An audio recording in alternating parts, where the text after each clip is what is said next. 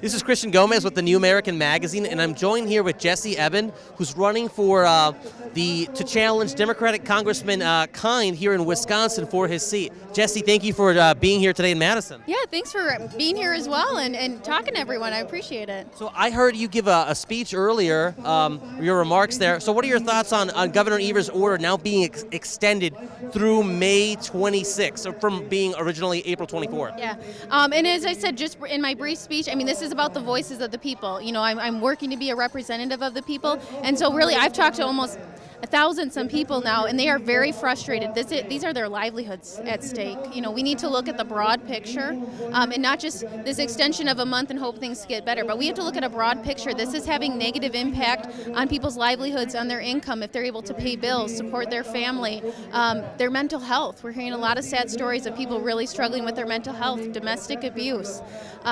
There's a lot of issues. Again, we need to look at that broad picture, and in the healthcare capacity as well, there's people that can't get transplant surgeries. There's people that can't have preventative care that will, you know, prevent them from having worse health conditions as we continue. So there's a lot that we have to look at a broad scope, and that's really what I'm asking for, and that's what the constituents are asking for. So this stay-at-home order is doing more harm, potentially medically more harm than it is any good. It could possibly be doing a lot of, I'm hearing a sad story. People's eye care prescriptions, they can't get those updated. That might not seem as severe, but if someone relies on driving for their work, that could be a big deal. People's teeth care, I mean, their dental care, that's a big issue. I mean, root canals, cavities, and that can cause some major abscesses as well. I mean, there's kind of these massive ripple effects, so it could be doing more harm than good. You know, people that I've talked to, again, this is a lot of the voices of the people within western and central Wisconsin, has the cure become worse than the illness? You know, that's a question that gets posed quite frequently. And when we look at the big picture, some people have been impacted more or less, but we've all been impacted by a loss of our freedoms.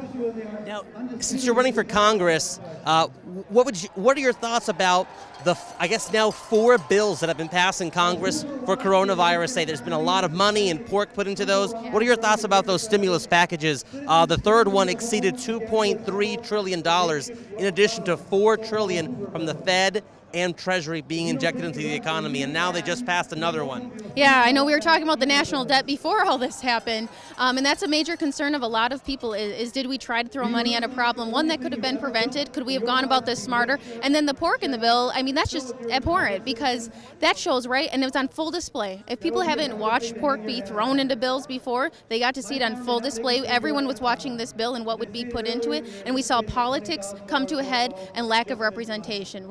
Yeah.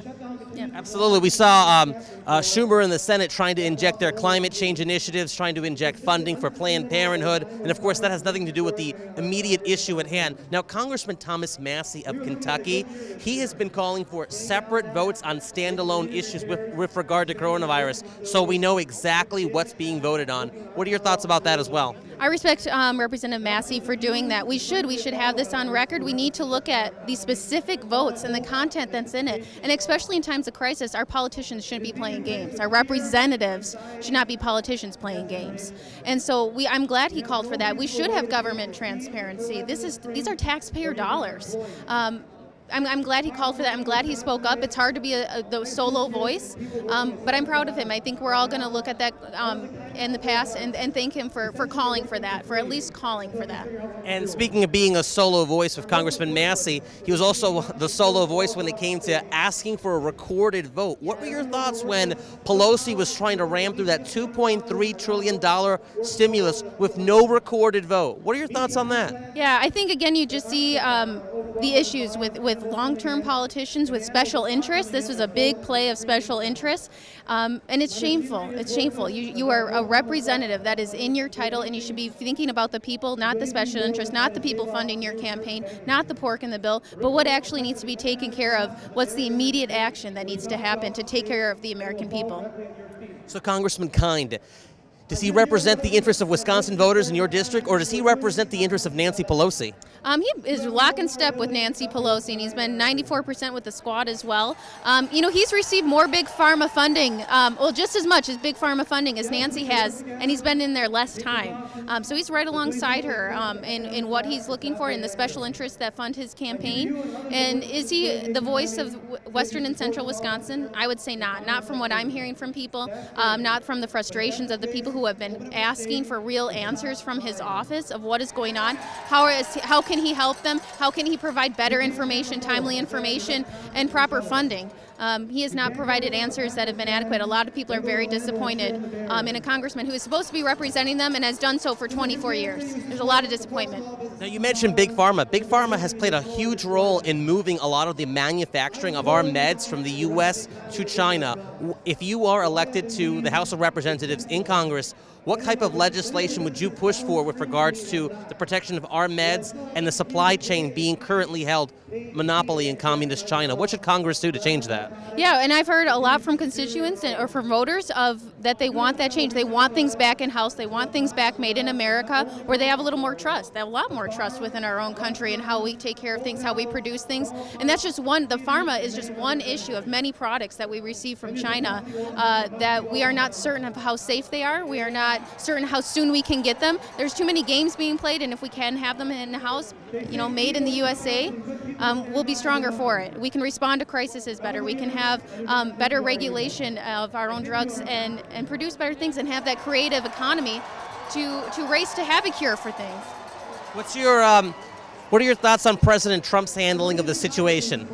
I think he's been dealt a tough hand, and I think he's doing a great job. My background is in public relations, crisis communications, and what he's been doing with his daily briefings, the team he has assembled, the amount of subject matter experts on that team that we see come forward and talk about certain things, that's what you're supposed to do. You need to have a sense of security in this time of crisis, and how he's employing that is by having that constant press conferences, going right to the people. People do not need to go to the media. They can go right to that press conference and hear right from the word of our leader.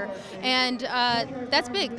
He's showing consistency. He's giving dates. He's giving timelines. Sometimes we haven't met those goals. We haven't been at the point we want to be at those 2-week turnarounds. But we have something to look forward to, and that's where a lot of states have been missing, including our own, of what they've been struggling with is ambiguity, and that creates a lot of uncertainty and a lot of stress. And he's been doing a good job of trying to keep the calm of the nation in a very hard time.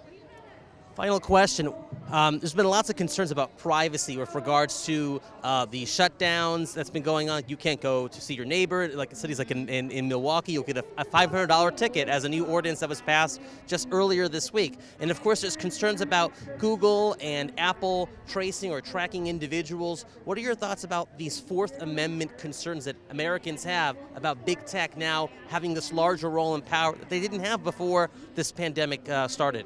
Yeah, I think the Fourth Amendment, you said it right there, it's part of our Constitution. We should uphold it, and we should fight anything that infringes on that. And we saw that, back in 2001 with the Patriot Act. We saw a lot of those our rights given in that Patriot Act for security. Again, the Patriot Act be revoked then? I think we need to look at that, what it's done. I think even people who signed on to that have looked at it's gone too far.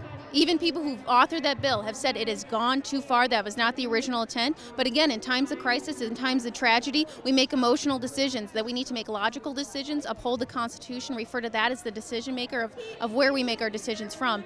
And there's a quote, and I don't have the exact quote, but I think it's Thomas Jefferson, and he talks about giving up security, to essentially fill your belly, or for a sense of security for your liberty. And are we really willing to give up our liberties for a sense of security?